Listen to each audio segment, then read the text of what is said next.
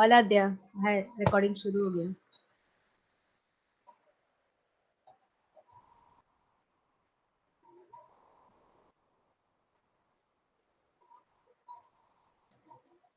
Good evening, everybody. All of you are there, I think. Everyone has joined. Put in the chat box. Yes. Those who have joined, put in the chat box.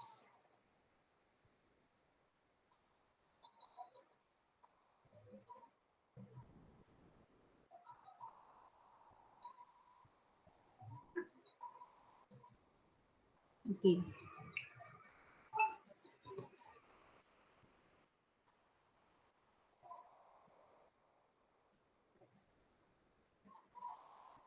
Today we will begin with chapter number 7, Population Geography. Population, all of us know what is population. Marathi में लोकसंख्या, हिंदी में हम उसे जनसंख्या कहते हैं. Very easy topic it is. But still we will find out what is population, how do we count the population, हम उसे कैसे count करते हैं, आम्ही त्याला मोजतो कसं, हे सगळं आपण या धड्यामध्ये वाचणार आहोत. Obtain the following information of a particular day. Suppose this is an activity given. How many students are there in your class? Out of the total number, how many are boys and girls? How many are absent? What is the total strength of students in the school? Total number of boys and girls in your school. Which class has maximum number of students? Which class has most absentees? Now the questions are very easy. प्रश्न खूप सोपा आहे. हे तुमच्या वर्गात किती एकूण मुलं आहेत, त्यात किती मुलं किती मुली, कितने लड़के कितनी लड़कियां, हाउ मेनी आर ॲब्सेंट, किती गैरहजर आहेत, total strength of your school, तुमच्या पूर्ण शाळेत किती विद्यार्थी आहे, पूरे स्कूल में कितने हैं, total number of boys end girls in the school, school में कितने बच्चे हैं टोटल, लड़के कितने लड़कियां कितनी, which class has maximum strength, kiss class में सबसे अधिक बच्चे, कोणत्या वर्गात सगळ्यात जास्त विद्यार्थी आहेत, and which class has most absentees, कोणत्या वर्गात सगळ्यात जास्त गैरहजर विद्यार्थी आहे. So in this way we can find out about our school, आपल्या शाळेचं, आपल्या वर्गाचं, यानी अपने क्लास का, अपने स्कूल का हम विद्यार्थी संख्या जान सकते हैं. In the above exercise, you obtain information about the strength of students in your school. In a similar manner, information can be obtained about population of a village, taluka, district, state, nation, and world. While obtaining this information, we have to consider age and sex ratio as well as literacy. आता वरच्या कृतीत आपण आपल्या शाळेचा बघितलं, वर्गाचा बघितलं. Means we saw our students in the class, in the school. In the same way, त्याचप्रमाणे आपण आपल्या जिल्ह्याचे, तालुक्याचे किंवा गावाचे, राज्याचे, देशाचे किंवा जगाचे लोकसंख्या जाणून घेऊ शकतो. जैसे हमने स्कूल का देखा, स्कूल के बच्चे कितने, आपके क्लास में कितने हैं, हम देख रहे थे, वैसे ही अपने गांव का, तालुका या जिला या राज्य या देश या पूरे विश्व, सबकी जनसंख्या जो है हम ज्ञात कर सकते हैं. And while obtaining this information, we have to consider age and sex ratio and literacy. Age यानी वय ज्याला म्हणतो आपण, एज यानी उनकी आयु कितनी है. सेक्स रेशियो मीन्स लिंग चाचणी, लिंग संरचना, लिंग संरचना में हाउ मेनी मेल हाउ मेनी फीमेल, पुरुष किती स्त्रिया किती. आणि लिटरेसी, लिटरेसी म्हणजे साक्षरता, साक्षरता निरक्षर किती आहेत, कितने साक्षर है कितने निरक्षर है, that is we can count on. Several factors are responsible for the development of a region. Out of these, important is population. While studying the population, the following aspects have to be considered. अब एखादा जेव्हा आपण हे बघतो, प्रदेश बघतो, त्याच्या विकासासाठी काही घटक असतात, जे त्याच्यावर अवलंबून असते. काही घटकावर त्या प्रदेशाचा विकास होतो. किसी भी प्रदेश का विकास है तो उसमें कई घटक होते हैं.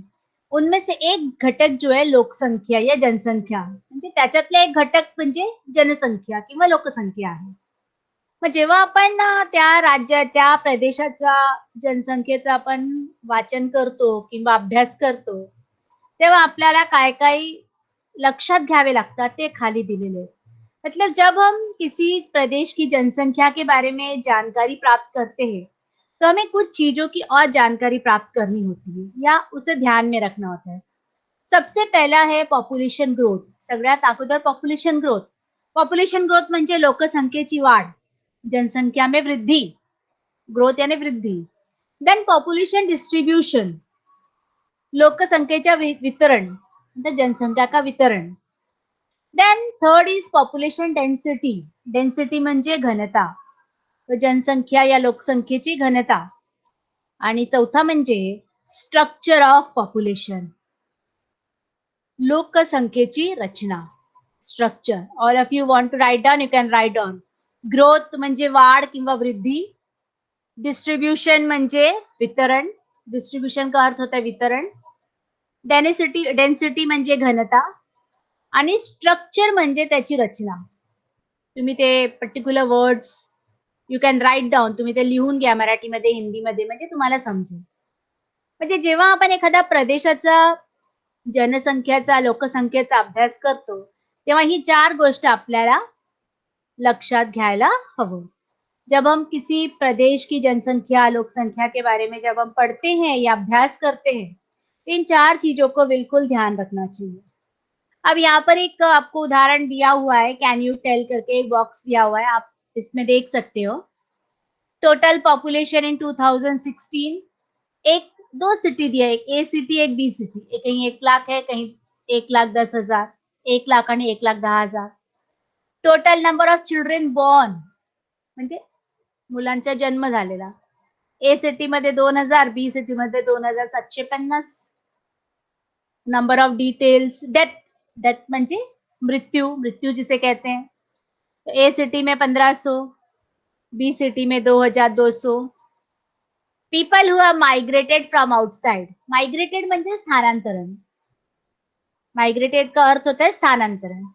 जैसे कोई दूसरे राज्य से इधर आ गया नौकरी के लिए, मुंबई आ गया. कोई मुंबई से और कहीं बेंगलोर चला गया, गोवा चला गया. दिस इज कॉल्ड मायग्रेशन. म्हणजे जसे गावाकडची लोक शहरात येतात, समजा नाशिकवरनं मुंबईला आले किंवा महाराष्ट्रावरनं दुसऱ्या गुजरातला गेले किंवा गुजरातवरनं मुंबईला आले. म्हणजे याला मायग्रेशन म्हणतो आपण. म्हणजे एका स्थानवरून दुसऱ्या स्थानला जातात, त्याला मायग्रेशन. मग ए सिटीमध्ये 23,000 आणि बी सिटीमध्ये 15,000. People who have migrated out म्हणजे या राज्यातून बाहेर गेले. म्हणजे ए सिटी वरून बाहेर गेले. ए सिटी आपण मुंबई पकडूया आणि बी सिटी आपण पुणे घेऊया फॉर एक्झाम्पल. मग मुंबईवरून बाहेर किती गेले 2,000 आणि पुण्यावरून किती गेले 5,000. म्हणजे अशी जी आहे ही आपण लोकसंख्या ध्यानात घेतो किंवा याची आपण लक्षात घेऊन त्याचा अभ्यास करतो. ना इथे प्रश्न दिलेले आहेत. Questions are given. Which city has greater number of newly born children. आता या चित्रावरून आपल्याला दिसते की न्यूली बॉर्न चिल्ड्रन किती आहेत. मग बी सिटीमध्ये 2,750 दिसतो आपल्याला. Which city record great number of death.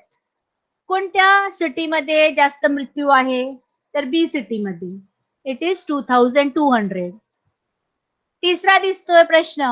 Looking at the figure of in migration and out migration, which city has received more migrant.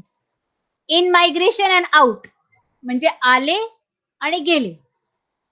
In migration आपण जर बघितलं किती लोक बाहेरून आले तर ए सिटी मध्ये 23,000 आले आणि बी मध्ये 15,000. ए में 23,000 आए और बी में 15,000 आए. लेकिन गए जो है वो बी से ज्यादा गए. बी वरून 5,000 लोक बाहेर गेले. म्हणजे हे in migration, people who are migrated from outside म्हणजे जे बाहेरून इथे आले, जो बाहेर से आए हैं. People who have migrated out, in शहरों से जो बाहर चले गए, जो या शहरातून ते बाहेर गेले, आउट, याला इन मायग्रेशन, याला आउट मायग्रेशन असे म्हणतात. Calculate the population of both the cities in 2017. आता याच्यावरून आपल्या 2017 ची पॉप्युलेशन आपल्याला हे करावे लागतील. हे एवढं होते, एवढं आले, एवढे गेले, मृत्यू झाला, एवढा मायग्रेट होले. म्हणजे जे आले त्याला ऍड करायची आणि जे गेले त्याला सबट्रॅक्शन करायची. त्याच्यामध्ये आपल्याला पॉप्युलेशन कळेल. After considering all the points, which city has recorded more growth in population in 1 year? आता आपण हे जेव्हा टोटल टॅली वगैरे करू तेव्हा आपल्याला कळेल की कोणत्या शहरात जास्त पॉप्युलेशन आहे. Total number of birth are given. What would be this figure per thousand? What is the term for this? आता टोटल नंबर ऑफ बर्थ आपल्याला दिलेले आहेत. इथे 2000 आहे, इथे 2750. When here it is 2000 and here it is 2050. So how do we calculate? आपण ही गणना कशी करतो? कैसे गिनते? तो per thousand. What will the number of death per thousand population? What is the term used for? मग याच्यावर आपण जेवढे मृत्यू झाले, जितने मृत्यू हो गए, उनको भी हम गणना करते पर थाउजेंड. हजारों में गिनते हैं. 1000 में कितना? So that way जो हम इसकी करते हैं. Now let us see. The first one is population growth. I think all of you understood till here. आपण population growth घेऊया. Population growth म्हणजे जनसंख्येत वाढ. चैट बॉक्स में डालिए कुछ है आपको पॉपुलेशन प्रॉब्लम. मार्क्स आपको आपकी मैम बताएगी. I will give you the marks to the madam. She will tell you. Okay, no doubt. Okay,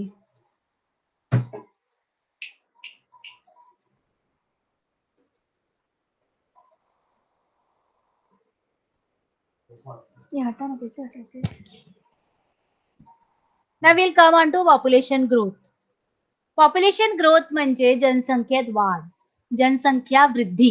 Hindi में हम वृद्धि कहते हैं और मराठी में वाढ आपण असे म्हणतो. From the above exercise, it can be seen that there constant change in population of a region. हा जो चार्ट आपल्याला दिलेला आहे याच्यामध्ये आपण बघू शकतो की there are changes. Sometimes there is decrease in population, at other time there is an increase in population.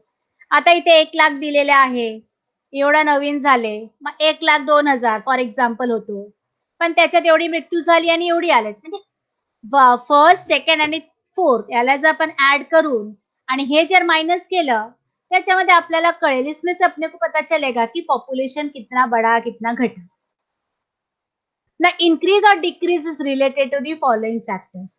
हे जे जनसंख्येमध्ये वाढ होतो किंवा एखाद्या वेळेस कमी होतो, याने जनसंख्या में वृद्धि भी होती है और कमी भी होती है. मग हे आपल्याला याच्यातून कळतं. सगळ्यात अगोदर आहे बर्थ रेट. बर्थ रेट म्हणजे जन्मदर. What is birth rate? जन्मदर. आप चाहे तो आप लिख सकते हो शब्दों को. हिंदी में भी जन्म दर कहते हैं, हिंदी मराठी में भी जन्म दर कहते हैं. एका वर्षात म्हणजे number of life birth per 1000 people in year shows the birth rate. Now this is very important. हा डेफिनेशन आहे बर्थ रेटचा. नंबर ऑफ लाईफ बर्थ म्हणजे एका वर्षात जेवढ्या मुलांचा जन्म झाले पर 1000, त्याच्यामध्ये मुलं असो मुली असो, दॅट इज वी कॉल जन्मदर. त्याला आपण जन्मदर असे म्हणतो. म्हणजे एका वर्षात दर हजारी लोकसंख्येच्या मागे जन्मलेले एकूण जिवंत जे असतात मुलं, त्याचे आपण जन्मदर असे आखले जातात. यानी एक साल में जितने बच्चों का जन्म होता है पर 1000 1000 के दर से उसे माना जाता है. जैसे हम लीटर गिनते हैं, 1000 लीटर तो 1 लीटर हो जाता है. 1000 मिलीलीटर तो 1 लीटर होता है. उसी तरह से सेकंड इज मृत्यु दर, death rate. Number of death per 1000 people in year shows the death rate. आता एका वर्षात जेवढ्या लोकांचे मृत्यू झाले असतील तेवढी प्रत्येक हजार आपण मापन करणार आहोत त्याला आपण डेथ रेट अशा म्हणूया. म्हणायला नको आता आपल्याकडे जी परिस्थिती आहे याच्यामध्ये आपल्या देशातले जेवढे मृत्यू झाले असतील ते एका वर्षात मार्च ते डिसेंबर पर्यंत किंवा जानेवारी ते डिसेंबर पर्यंत जे येणार आहे तेवढी मृत्यू या एका वर्षात झालेली आहे. मतलब अभी जो चल रहा है इस समय जो महामारी चल रही है या जो भी चल रहा है जनवरी से लेकर दिसंबर तक जितने लोगों की मृत्यु होगी वो इस साल का मृत्यु जो है हम गिनेंगे उससे. तो ऐसे हर साल बच्चों की भी जन्म होती है और लोगों की मृत्यू भी होती है. तर प्रत्येक वर्षात जेवढी होतात जन्म किंवा मृत्यू त्याप्रमाणे आपण त्या पॉप्युलेशन मध्ये आपण हे करतो. तिसरं आहे लाईफ एक्सपेक्टन्सी. लाइफ एक्सपेक्टेंसी म्हणजे आयुर्मान यानी लोगों की आयु. आयु की जो रचना होती है वो आयु. Average life span of an individual expected in an area at the time of birth. म्हणजे एखाद्या प्रदेशात व्यक्तीचे जन्माच्या वेळेची अपेक्षित सरासरी आयु मर्यादा. हम जैसे को कहते हैं कि बच्चे का जन्म मानो एक राज्य में हुआ है, चाहे महाराष्ट्र ले ले, कोई भी राज्य या मुंबई ले ले. अब इसका जन्म मुंबई में हुआ है फॉर एग्जाम्पल, उदाहरण के तौर पे उदाहरणार्थ ज्याला आपण म्हणूया तर एखादा मुलाचा जन्म झाला या महिन्यात म्हणजे ह्या महिन्यात झालेले जन्म तो किती पर्यंत जिवंत राहील ते आपल्याला सांगता येत नाहीये पण एक ऍव्हरेज आपण धरू शकतो आयु मर्यादा की तो 50 वर्ष जिवंत राहणार आहे की 40 वर्ष राहतील ते आपण धरू शकतो पण कोणाचाही आयुचा अपन गारंटी देऊ शकत नहीं. किसी की आयु की हम गारंटी नहीं दे सकते कि आदमी इतने साल जिएगा. We can not say that but we can expect that this person who is born हा जो जन्म झालेला आहे he will live up to certain age that we can expect ते आपण एक्सपेक्ट करू शकतो पण आपण गॅरंटी देऊ शकत नाही की तो तेवढं वर्ष जिवंत राहणार. isn't it? So that is called life expectancy. आणि फोर्थ इज माइग्रेशन स्थलांतर. स्थानांतर जिसे कहते हैं. The movement of an individual or a group out of an area or into an area is called migration. Movement म्हणजे स्थलांतर होणे. एखादा व्यक्ती किंवा एखादा ग्रुप व्यक्ती समूह जेव्हा दुसरीकडे राहायला जातात किंवा दुसऱ्याकडून राहायला कुठेतरी येतात त्याला आपण मायग्रेशन म्हणतो. That is the definition of that. मतलब कोई व्यक्ति या उसका सह कुटुंब वो यहां से निकल के और कहीं चले गए. मान लिया मुंबई से निकल के वो औरंगाबाद चले गए या मुंबई से निकल के वो सूरत चले गए. तर मुंबईवरून सुरतला गेले म्हणजे स्थलांतर झाला. एक शहरातून दुसऱ्या शहरात पूर्ण कुटुंबासह मतलब अपने परिवार के साथ वो स्थलांतर हो गए. That is called migration. When people move into a region from outside of our residence, it is called in migration. And when people move out of a region for residential purpose, it is called out migration. Now it is clearly given in migration and out migration. In migration म्हणजे त्या प्रदेशात अंततः स्थलांतर ज्याला म्हणतो. आणि out migration म्हणजे बहिस्थ स्थलांतर म्हणजे बाहेर जाणे. म्हणजे हा जो आहे त्याला इन आणि आउट माइग्रेशन असे म्हणतो. यानी कि कुछ लोग कहीं बाहर से यहाँ रहने चले आए तो हम इन माइग्रेशन कहेंगे. सह कुटुंब उन्होंने यहाँ आया या वो रह रहे नौकरी कर रहे कई सालों से रह रहे तो इन माइग्रेशन हो गए. और वही लोग अगर यहाँ से कहीं बाहर चले जाते हैं मान लीजिए मुंबई से बाहर कहीं नासिक चले गए या सूरत चले गए या और कहीं चले गए then we call it as a out migration. तर पॉप्युलेशन ग्रोथ मध्ये पॉप्युलेशन जनसंख्या वृद्धीमध्ये हा 4 जो महत्वाचा घटक आहे ते आपल्या हे केले जातात. म्हणजे जनसंख्या वृद्धि के लिए ये 4 घटक बहुत इंपॉर्टेंट होता है. Birth rate, death rate, life expectancy and migration. I think I am clear about. Can you put in the chat box everyone?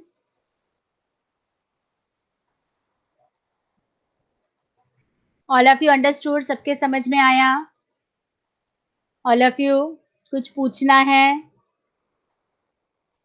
Anybody want to ask anything? कोणाला काही विचारायचे असेल, एखादा शब्द समजणार असेल?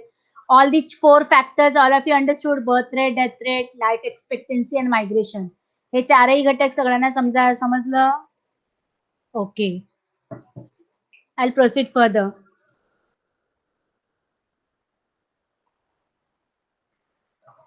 All the above factors affect the population growth.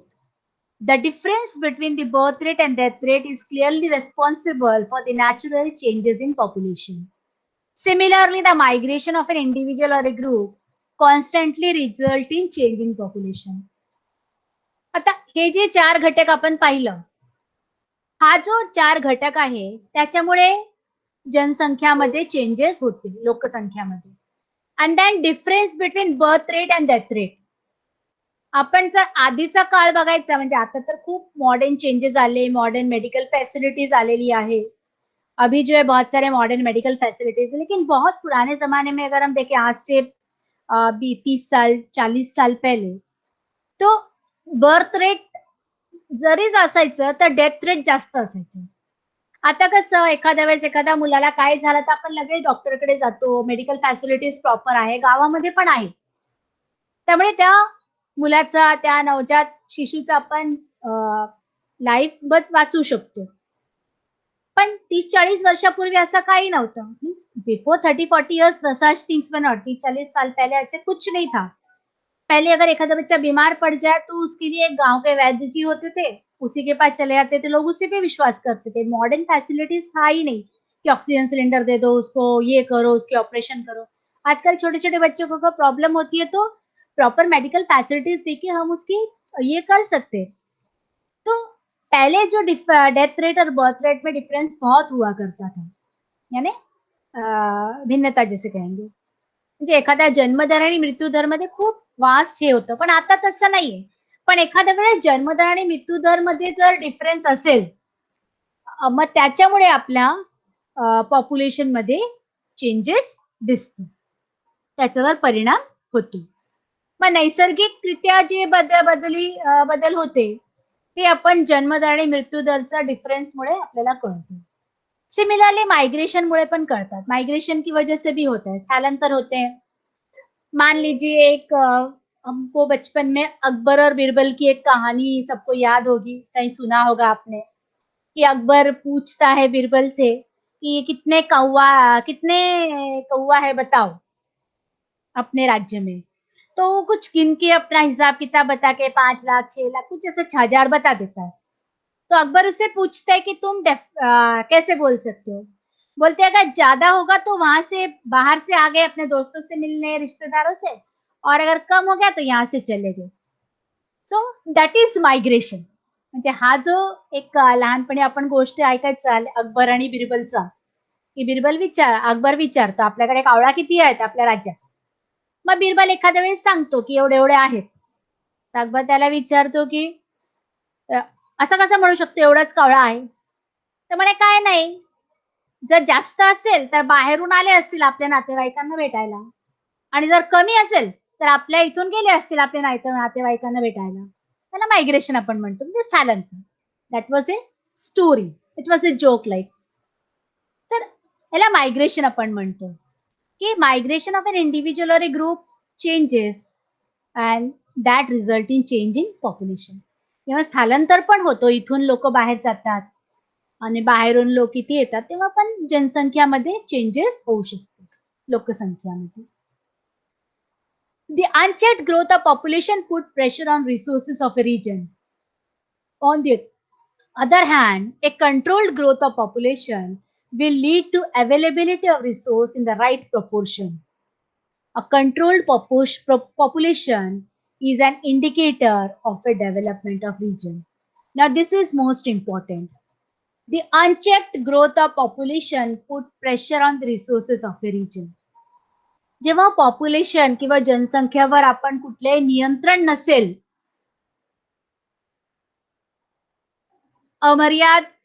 अमर्यादित वाढी जर असेल, मग त्याच्यामुळे एखाद्या प्रदेशाचा विकास अजिबात होऊ शकत नाही. कारण त्यांच्याकडे जे साधन संपत्ती असते त्याच्यावर प्रेशर पडतो, म्हणजे तणाव असतात. पण एखाद्या ठिकाणी जर कंट्रोल्ड ग्रोथ ऑफ पॉप्युलेशन असेल, म्हणजे नियंत्रित असेल पॉप्युलेशन, मग सगळे जे साधन संपत्ती आहे, ते सगळ्यांना मिळू शकते. We know that India stand second in terms of China in population. आपल्याला माहिती आहे आपण सेकंड नंबरवर आहोत. आपले पॉप्युलेशन खूप जास्त आहे. मग त्यामुळे काय असते, जर अनचेक्ड असेल, पॉप्युलेशन जर अमर्यादित असेल, त्याच्यावर कुठलाही नियंत्रण नसेल, पण जे साधन संपत्ती आहे ते लवकर संपतील, ते आपल्याला मिळणारच नहीं. यही होगा ना. एक आप उदाहरण घर पे ही होता है. बहुत सारे लोग अगर घर पे होंगे और एक पर्टिकुलर व्यक्ति ही कमाने वाला होगा, तो पूरे घर की जो है कभी-कभी बैलेंस बिगड़ जाती है।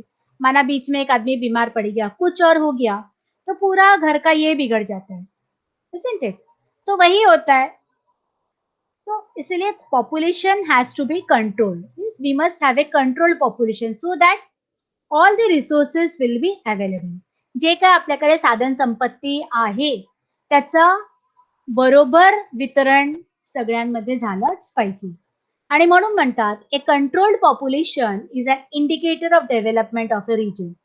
जेव्हा आपल्या राज्यात, आपल्या देशात किंवा एका प्रदेशात पॉप्युलेशन नियंत्रित असतील, कंट्रोल्ड असतील, मग त्या प्रदेशाची विकास खूप लवकर आणि खूप चांगल्या प्रमाणे होतात. आता इकडे आपल्याकडे एक उदाहरण दिलेले आहे. आपण ते तर आधी ते करू शकत नाही, but we can just read it out. आपण वाचू शकतो. Take 100 grains of black eyed beans म्हणजे चवली आपल्या असतात ते 100 घ्यायचे. First scattered these beans in a 30 into 30 centimetre square. एक स्क्वेअर बनवायचा असा दिलेला आहे आपल्याकडे. त्याच्यामध्ये 30 बाय 30 च्या आकारात त्याच्या टाकून द्यायचं. Now scatter 100 more beans on square of 15 into 15. आता 15 बाय 15 चा एक स्क्वेअर दिलेला आहे. त्याच्यामध्ये पण ते 100 आपल्याला टाकून द्यायचे. While scattering the grains, take care to see that the grains do not touch each other or pile up on one top of the other. तर 7.1 मध्ये दिलेले आहे. आपण जेव्हा हे टाकणार आहोत, when we will put, हे बघायचं की ते एक दुसऱ्यांना चिटकू नये. It should be scattered. मतलब जब हम इसमें डालेंगे, ये 30 बाई 30 का है और ये 15 बाई 15 का. इसमें भी 100 चौलाई के दाने और इसमें भी 100 चौलाई के दाने. डालते समय ये देखना है कि एक दूसरे को टच ना करें, एक दूसरे के ऊपर ना हो, बिल्कुल सबको एक-एक जगह व्यवस्थित मिले. डालने के बाद आपको कुछ प्रश्न दिए, काही प्रश्न विचारले ते आपल्याला बघायचे. In which of the square can the grains Chauli B easily scattered? पहिला प्रश्न. कोणत्या चौकोनात आपण चांगल्या प्रकारे चौली टाकू शकतो? मीन्स किस चौकोर में आप चौली को अच्छी तरह डाल सकते हैं? पहला प्रश्न ये. दूसरा, in which square can the grains do the grains of Chauli appear crowded? आता कोणत्या चौकोरात चौरसमध्ये आपल्याला जी आहे ती चौलीची जी दाणे आहे ते दाटी वाटीने दिसतात. दाटी वाटीने म्हणजे जवळ जवळ. आता आपण 15 बाय 15च्या याच्यात बघू शकतो. Can there be correlation between the distribution of Chauli grains and the population of a region? आता हे जे दोन आपल्याला आकृती दिलेले आहेत 7.1 ह्याच्यामध्ये आपल्याला काय संबंध दिसतात? म्हणजे हे जे दोन चौरसमध्ये आपल्याला दो चौकोर में जो हमें दिया हुआ है, इसका जनसंख्या में कोई संबंध है? याच्या आणि लोकसंख्यामध्ये काय आपल्याला संबंध दिसतात का? तर आपण बघू शकतो. आपण बघूया काय. When the grains of choli are scattered over two areas of different sizes, in the larger area the distribution appears sparse. See figure 0.1. आता हा तुम्ही बघू शकता 30 बाय 30 च्या. I have put my arrow. इथे आपल्या बघू शकतो की आपण चौली जेव्हा टाकलेलं 30 बाय 30 चे 100 दाणे चौलीचे, तर ते लांब लांब लांब लांब दिसतात. Isn't it? म्हणजे the distribution appear to be spares. Spares म्हणजे विरळ ज्याला म्हणतो आपण, कमी असतात. हिंदी में भी विरल कहते हैं. मराठीमध्ये पण विरळ दिसतात. विरळ आपण म्हणू शकतो. त्याला स्पेअर्स म्हणतो. Similarly, we can understand the distribution of population in a region. Some regions are mountainous while others are flat plain.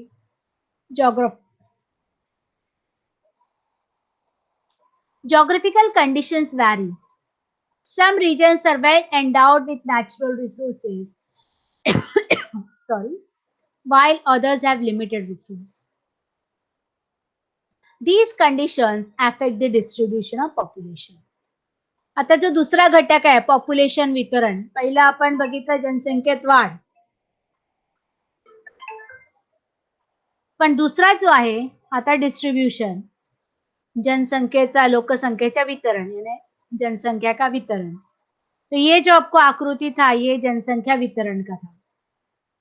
तो जब हमने देखा कि जनसंख्या कई जगहों पे विरल होती है, कई एकदम घनी होती है. म्हणजे एखाद्या वेळेस दाट असतात, एखाद्या ठिकाणी विरळ असतात. ते कुठे असतात? Some regions are mountainous while some other are flat plain. काय जे डोंगर भागात आहे, माउंटेनियस रिजन आहेत, त्या काही एकदम समतल भूमी आहे. एकदम त्याला आपण हे म्हणतो भौगोलिक परिस्थिती प्रत्येक ठिकाणी वेगवेगळे असतात. Some regions are well endowed with natural resource while some have limited resource. काही प्रदेशात खूप साधन संपत्ती आहे. Isn't it? पण काही प्रदेशात लिमिटेड रिसोर्स आहे. तर लिहून घ्या, लिमिटेड म्हणजे मर्यादित. तो कई जगह पे किस प्रदेशों में बहुत साधन संपत्ती आहे. वेल एंडाउड म्हणजे अबंडंट ज्याला आपण म्हणू शकतो मराठीमध्ये. इन इंग्लिशमध्ये अबंडंट म्हणतो. म्हणजे खूप असतात. पण काही प्रदेशात और किसी प्रदेश में बिल्कुल मर्यादित होते, कम होती है. But these conditions affect the distribution of population. याच्यामुळे जनसंख्येचे वितरणमध्ये पण आपल्याला परिणाम दिसतात. अब इतनी साधन संपत्ति जहां पर है और कहीं पर बहुत कम साधन संपत्ति है, तो इसके कारण भी अपना जनसंख्या का जो वितरण है, ये जो है अलग-अलग दिखाई पड़ता है. In areas with abundant resource, naturally the population is moved. In areas there is dense population distribution. In areas with scarce resource, unfavorable climate, undulating terrain, the population distribution is sparse. Next explanation दिलेलं आहे तुम्हाला. जिथे abundant resource आहे, abundant म्हणजे खूप, ज्याला मुबलक म्हणतो आपण. जेवढे आपल्याला पाहिजे तेवढं, त्याला अबंडंट. म्हणजे ज्या प्रदेशात अबंडंट रिसोर्स आहे, तिथे पॉप्युलेशन जास्त असते, लोकसंख्या जास्त असते. मतलब जहां पर सबसे अधिक मात्रा में साधन संपत्ति है, वहां पर पॉप्युलेशन है. आपण एक उदाहरण आपल्या मुंबईचा घेऊ शकतो. हम अपने मुंबई का ले सकते. साधन संपत्ति का अर्थ ये नहीं होता है कि खनिज मिल जाए और ये वो साधन संपत्ति नहीं. हर तरह की साधन संपत्ति. Isn't it? सो त्या रिसोर्स म्हणजे फक्त ते साधन संपत्ती. आता मुंबई आपण बघू शकतो, तर आता लोक काय इथे मुंबईमध्ये पॉप्युलेशन जास्त आहेत. कारखाने आहेत, फॅक्टरी आहेत, ऑफिसेस आहेत, रेल्वे आहे, ट्रान्सपोर्ट फॅसिलिटीज आहेत. मग लोक इथे जास्त आहेत. Population is more because all the resources are available. इथे सगळं काही आहे. जे पाहिजे ते आहे. अगर हम मुंबई की उदाहरण ले लें, तो यहाँ पर जो चाहिए वो सब है. इसके लिए जनसंख्या मुंबई की बहुत है. तो पॉपुलेशन डिस्ट्रीब्यूशन भी इधर ज्यादा ही होगा.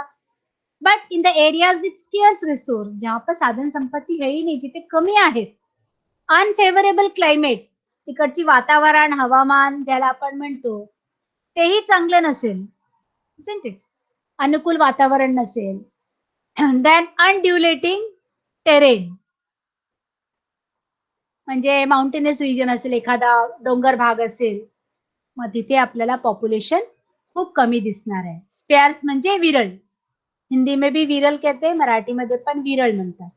मग जिथे साधन संपत्ती कमी असेल किंवा हवामान अनुकूल नसेल, वातावरण अनुकूल न हो, या काही पहाडी क्षेत्र हो, अनड्युलेटिंग टेरेन, त्याला म्हणजे डोंगर भाग ज्याला म्हणतो आपण, मग तिथे पॉप्युलेशन कमी असणार आहे किंवा we always see there is less population.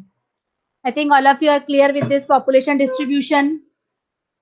Put in the chat box. Population life expectancy. Vishal, life expectancy यानी जो हम जीते हैं, तो हम कहते हैं ना कि ये इंसान इतने साल जिएगा.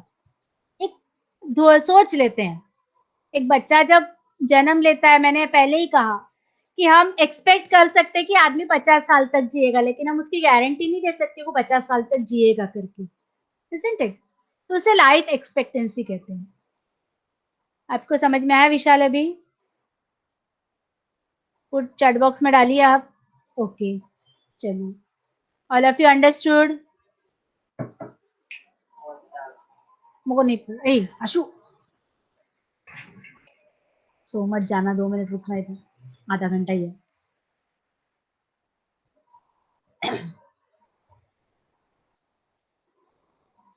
Now, here one chart is given. I will do this, but we will go this. Factors affecting population distribution.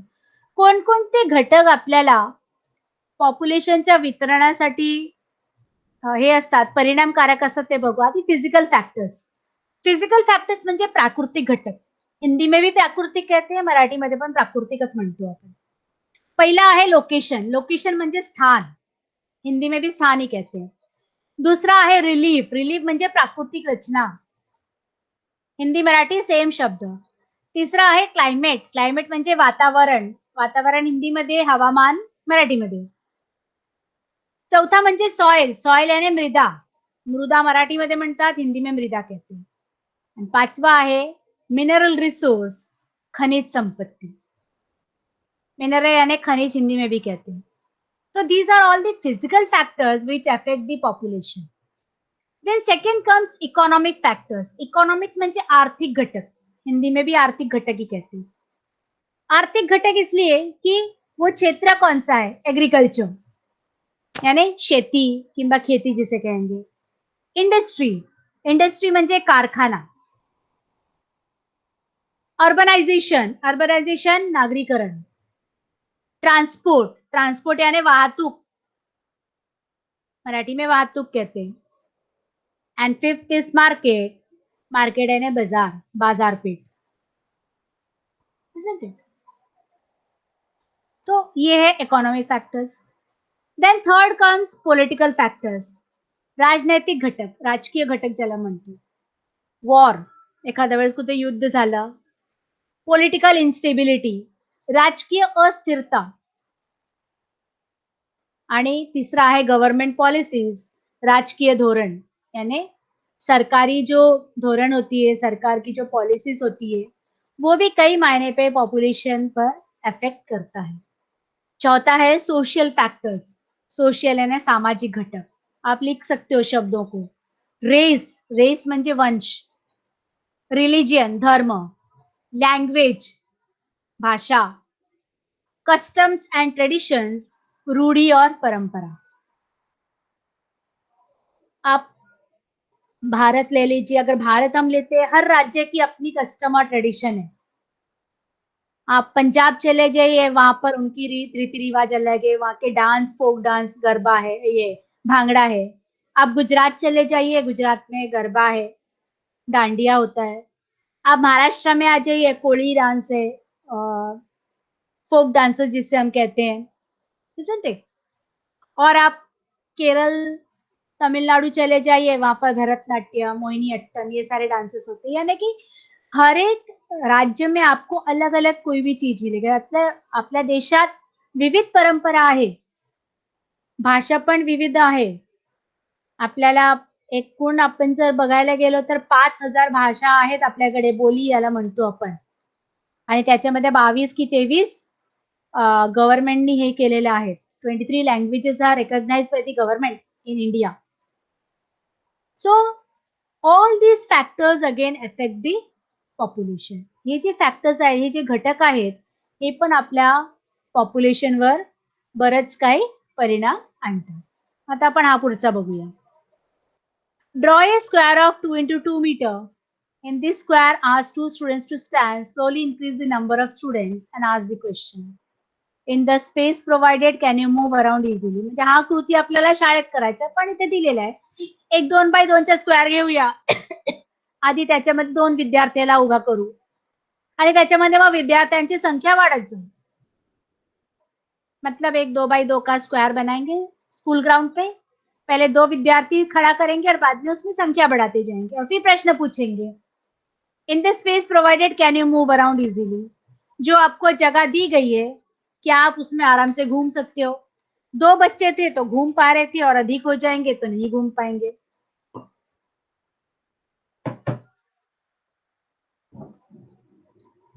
Can more students be accommodated in the square?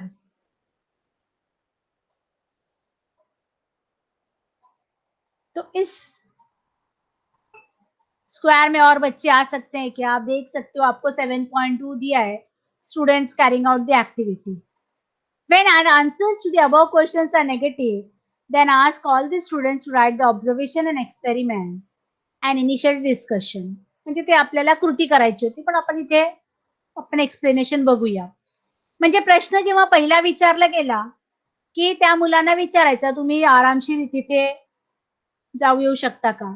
पण जेव्हा 2 विद्यार्थी होतं ते म्हणत असेल की ठीक आहे 2 विद्यार्थीमध्ये जागा भरपूर होती. जेव्हा विद्यार्थ्यांची संख्या वाढत चालली तेव्हा ते तिथे मूव्हमेंट रिस्ट्रिक्टेड झालं. आपण बघूया काय देते याच्या ह्याला म्हणतो डेन्सिटी घनता. The ratio of population of a country to its area is population density. आता रेशियो म्हणजे गुणोत्तर. आपने गणित में पढ़ा होगा गुणोत्तर जिसे कहते हैं. तो वो जो क्षेत्रफल के अनुसार अगर उस पॉपुलेशन होती है तो उसे हम उस क्षेत्र की घनता कहते हैं. जैसे मान लीजिए एक राज्य है, कोई भी एक राज्य XYZ लेते हैं, उसका क्षेत्रफल ABC है या 2000 स्क्वायर किलोमीटर है, 3000 स्क्वायर किलोमीटर फॉर एग्जाम्पल अगर लेते हैं. अब उसमें उस 3000 स्क्वायर किलोमीटर में सिर्फ 1 लाख ही लोग रह सकते हैं, लेकिन रहते उसमें 5 लाख लोग, उदाहरण के तौर पे. तो आप जानते समझ जाओगे की जब वो स्क्वायर में 2 बच्चे थे तो जगह काफी थी और बहुत सारे आ गए तो जगह कम हो गई. म्हणजे आपण ते एक उदाहरणार्थ घेऊ शकतो की समजा एक राज्य आहे त्याची क्षेत्रफळ 3000 स्क्वेअर किलोमीटर आहे. त्याच्यामध्ये 3000 स्क्वेअर किलोमीटर मध्ये समजा 1 लाख लोक राहू शकतात. पण राहतो तिथे 5 लाख लोक. उदाहरण. मग जिथे 1 लाख तिथे 4 लाख जर एक्स्ट्रा झालं तर मूव्हमेंट होणार आहे का? नाही. आपण आपल्या घरातच घेऊ. हल्लीच्या सगळ्यांकडे छोटे घर आहेत. 10 बाय 10 चे एक रूम असतात. 1 BHK, 1 bedroom, hall, kitchen for example. त्याच्यामध्ये 4 माणसं आरामशीर राहू शकतात. पण त्याच्यामध्ये जर 10 माणसं राहायला गेले, किती प्रॉब्लेम होतील. That is just we can think of the density of population of our country of its region. याच्यावरून आपल्याला आपल्या जी राज्य आहे, जी प्रदेश आहे किंवा आपला देश आहे त्याची आपण घनता हे करू शकतो. It is calculated as the given formula. Population of a region divided by area of a region. आत्ताच मी सांगितलं एरिया 3000 स्क्वेअर किलोमीटर आहे. 1 लाख लोक राहू शकतात पण राहतात 5 लाख. म्हणजे त्याला आपण डेन्सिटी त्याच्यामध्ये आपण हा कॅल्क्युलेशन करू शकतो. म्हणजे लोकसंख्येची घनता बरोबर प्रदेशातील लोकसंख्या भागिले प्रदेशाची क्षेत्रफळ. So this is how we calculate the density. Now here table is given. इथे एक टेबल दिलेला आहे. उत्तर प्रदेश, महाराष्ट्र, तमिळनाडू, राजस्थान, मणिपूर आणि गोवा. या 6 राज्यांपैकी हे 4 मोठे राज्य आहेत आणि हे 2 छोटे. सगळ्यात छोटा जो राज्य आहे भारतात तो गोवा आहे. Very small. It is one of the quiz in general knowledge also. General knowledge मध्ये पण हा प्रश्न आहे की सगळ्यात छोटा राज्य कोणता? तर गोवा. सगळ्यात छोटा राज्य. आता बघा, उत्तर प्रदेश, त्याची क्षेत्रफळ आहे 2,40,926 स्क्वेअर किलोमीटर. 2,40,926 स्क्वेअर किलोमीटर त्याची क्षेत्रफळ आहे आणि त्याच्यामध्ये पॉप्युलेशन बघा किती आहे. Isn't it? Similarly, Maharashtra, 3,07,713 त्याची पॉप्युलेशन बघा. तामिळनाडू 1,30,058 त्याची पॉप्युलेशन बघा. म्हणजे मोठा राज्य, पॉप्युलेशन पण जास्त. कमी कमी होत चालले. तरी जर आपण याचा हे केलं ना, तर याची डेन्सिटी आपल्याला कळेल. म्हणजे हा डिव्हिजन करायचा, आपल्या डिवाइड करून आपण काढू शकतो. Isn't it? From the area of a region and its population, one can calculate how many people live in a 1 square kilometer. जेव्हा हा आपण गुणोत्तर काढूया, म्हणजे when we divide all this, we will come to know that how many people live in 1 square kilometer. म्हणजे 1 square kilometre मध्ये किती लोक राहतात. Isn't it? Density of population is not same everywhere. In some region the area is small but the population is large. आता इथेही बघू शकता की 3,702 स्क्वेअर किलोमीटर आहे आणि 14 लाख लोक राहतात. Isn't it? मी एक साधारणतः उत्तर दिलं होतं की 3,000 स्क्वेअर किलोमीटर मध्ये 1 लाख राहू शकतं, 5 लाख. इथे 3,702 आहेत आणि 14,58,545 लोक राहतात. Means it is not that की डेन्सिटी सगळीकडे एकसारखे नसतात. घनता सगळीकडे एकसारखे नसतात. यानी पॉपुलेशन की जो घनता होती है, जनसंख्या की घनता होती है, सब जगह पे एक जैसे नहीं होती. बहुत सारे राज्य बहुत बड़े हैं लेकिन वहां पर पॉपुलेशन जनसंख्या बहुत कम है और कई राज्य ऐसे हैं जो राज्य छोटे हैं लेकिन जनसंख्या की घनता सबसे अधिक है. अगर हम भारत को ले ले, if we take India as a country, the highest density of population is in West Bengal. West Bengal सगळ्यात जास्त आहे डेन्सिटी. आणि जर आपल्या हे स्टेट घेतलं, केंद्रशासित प्रदेश अगर हम देखते हैं, केंद्रशासित प्रदेश जर आपण बघू तर दिल्ली सगळ्यात जास्त घनतावाला केंद्रशासित प्रदेश आहे. That means the area is small but the population is very very high. म्हणजे तिथे क्षेत्रफळ कमी आहेत पण घनता पॉप्युलेशनची सगळ्यात जास्त आहे. Isn't it? For example, Kerala.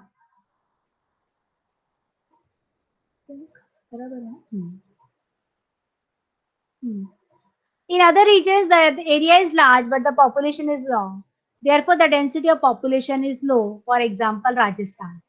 Rajasthan, even though area-wise Rajasthan is largest state, the population is less. So it is given that Kerala density is more, whereas Rajasthan the density is less. So you can put in the chat box if you have understood this table. Density of population सगळ्यांना समजलं असेल. काय difficulty असेल त्या डेन्सिटीच्या विचारा. घनता सगळ्यांना समजलं का? चॅट बॉक्स मध्ये टाका. No doubt. All of you understood? सबके समझ में आ गया? Very good. Now we will go to the fourth.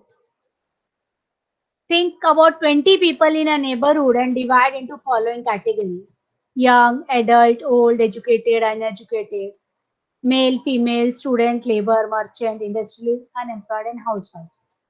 आपल्याला दिलेलं आहे की आपल्या शेजारचे 20 लोक घ्यायचे उदाहरण आणि त्यांना कॅटेगरी मध्ये डिस्ट्रीब्यूट करायचं. वर्गीकरण, विभागणी, गटात. कोणकोणती गटात? यंग, ऍडल्ट, ओल्ड वयस्क, एज्युकेटेड साक्षर, अनएज्युकेटेड निरक्षर, मेल आणि फिमेल पुरुष आणि स्त्रिया, स्टुडंट म्हणजे विद्यार्थी, लेबर मर्चंट व्यापारी, इंडस्ट्रियलिस्ट उद्योगपती ज्याला म्हणतो आपण, अनएम्प्लॉयड ज्यांना नोकरी नाही, इजंट इट, बेरोजगार आणि गृहिणी हाऊसवाईफ. ह्याच्यामध्ये from the above classification what are the salient features of your neighbourhood?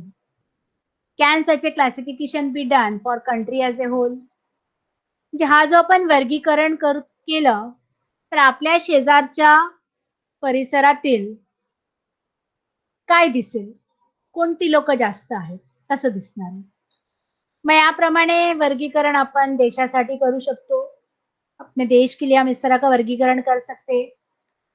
Correlate this categories विद द क्वालिटीज ऑफ पॉप्युलेशन. आता याची संबंध हे जे वर्ग आपण वर्गीकरण करणार आहोत त्यांची गुणवत्तेचा सहसंबंध आपल्याला हे करायचे. मतलब जो हम कैटेगरी करेंगे, हम जिनकी वर्गीकरण करेंगे, इनकी गुणवत्ता क्या है पॉप्युलेशन की, what is the qualities of that population, आपण बघूया ते आपण कसे करू शकतो, हाऊ वी विल डू. त्याला आपण म्हणतो स्ट्रक्चर ऑफ पॉप्युलेशन, रचना. Population can be subdivided into various categories. By studying the correlation between the subdivisions, an understanding of structure and quality of population is possible. जेव्हा आपण असे कॅटेगरीमध्ये वर्गीकरण करतो, आता या वर्षी आपल्याला 2021 मध्ये आपल्या लोकसंख्या हे करायचं होतं, सेन्सस ज्याला आपण म्हणतो, लोकसंख्या गणना, जनसंख्या गणना में करनी थी, लेकिन इस कोरोना महामारी के लिए नहीं हुआ है.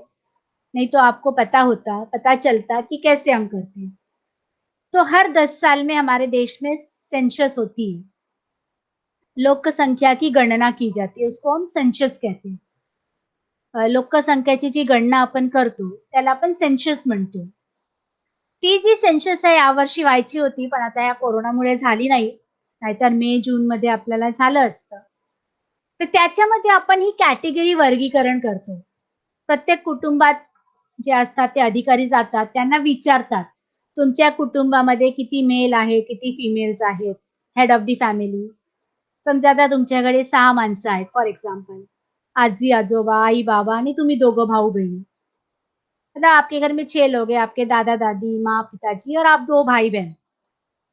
तो इससे क्या होता है कि एक घर के 6 लोगों का कैटेगरी मिल गया कि 2 लोग बुजुर्ग है, ओल्ड है, दादा दादी, उनमें से एक मेल एक फीमेल है. फिर मम्मी पापा दोनों यंग है, उसमें से भी एक फीमेल एक मेल है, और 2 बच्चे, एक लड़का एक लड़की. मतलब टोटल कितने हो गए, 3 मेल 3 फीमेल. किती झाले, 3 पुरुष 3 स्त्रिया. असे समजा ही वर्गीकरण तुमच्या कुटुंबाचं झालं. कॅटेगरी आली. आता कॅटेगरीमध्ये वयस्क झाले, मिडल एज झाले आणि मुलं. म्हणजे त्यांची एज प्रमाणे आपण वर्गीकरण केलं. आता तेव्हा विचारतात किती शिकलेले आहेत.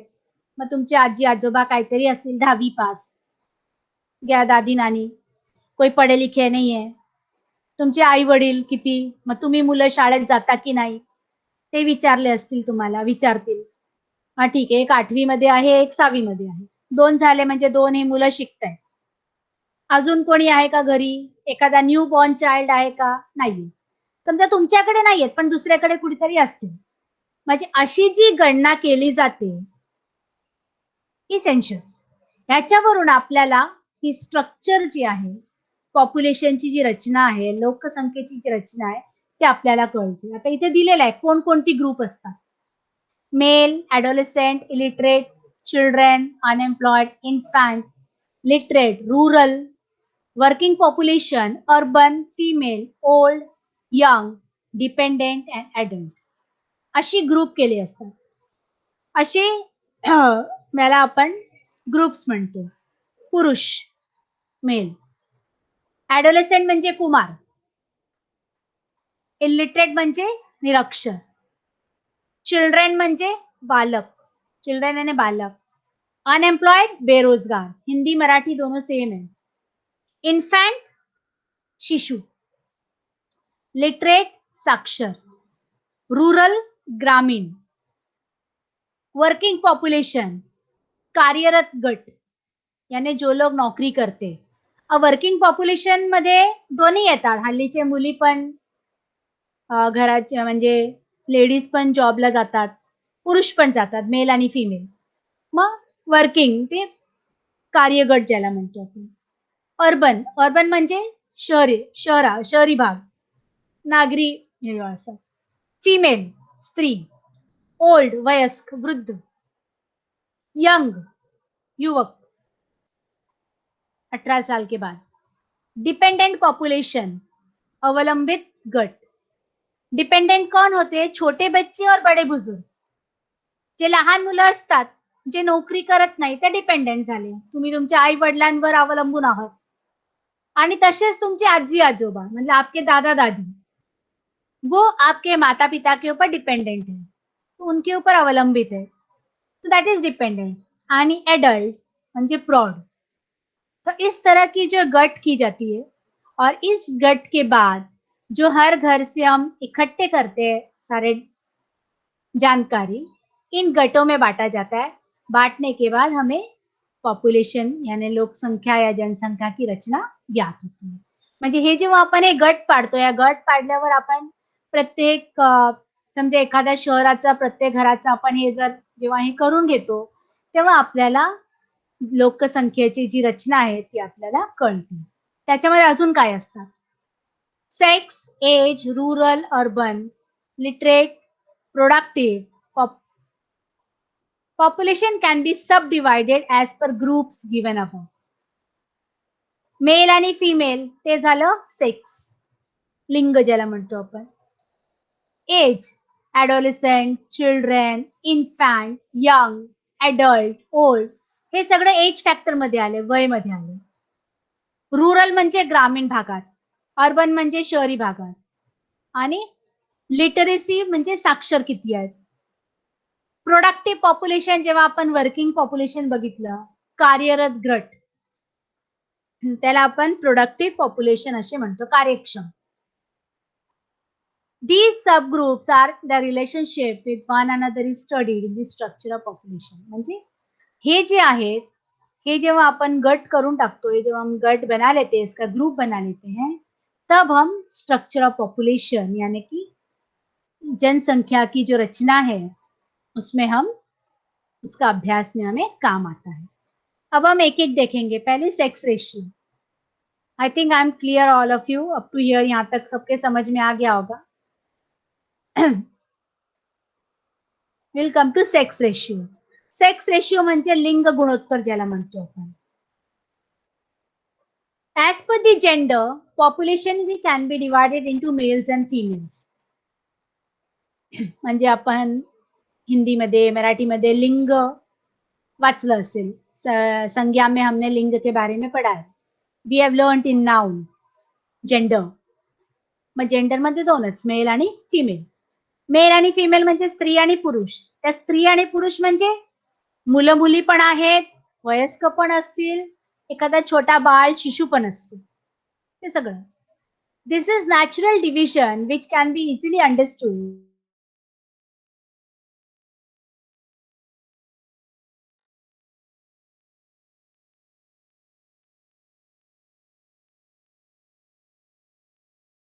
जेव्हा आपण लोकसंख्येची रचना घेतो, लिंग गुणोत्तर जेव्हा आपण घेतो, हे जर दोन्ही घटक सर्वसाधारणपणे जर बॅलन्स्ड असेल,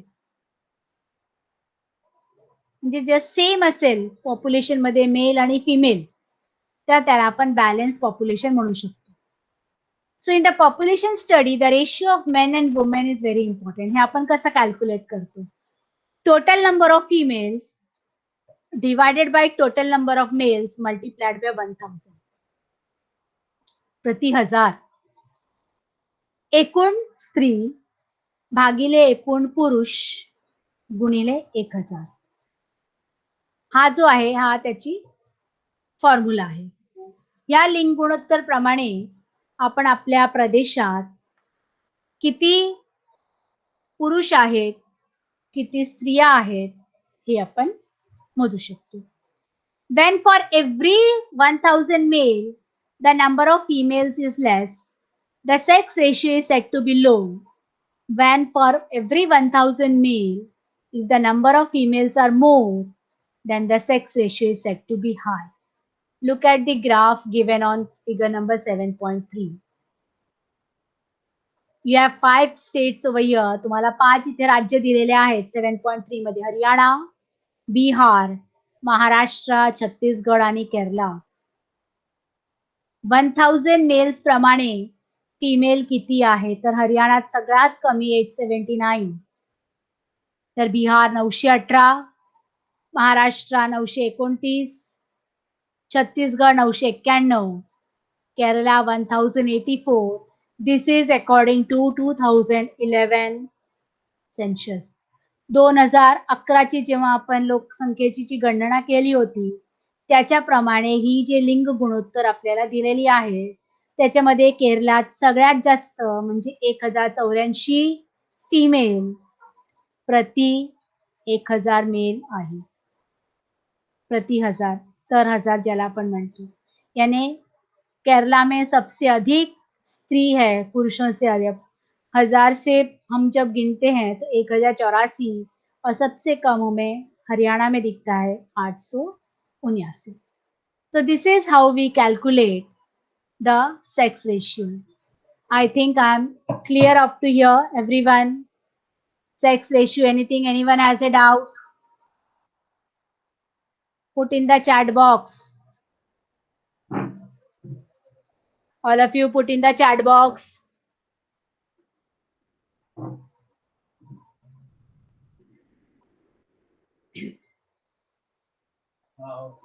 Okay. No doubt now. Then we will stop over here. Next lecture we will continue. Okay, everyone, you can leave. If you have any doubt, you can ask me in the next lecture. आपको अगर कोई doubt हो, तुम्हाला काही doubt असेल तर पुढच्या lecture मध्ये मला नक्कीच विचारा. एखादा टॉपिक तुम्हाला समजलं जर नसेल. Otherwise, you can leave the class.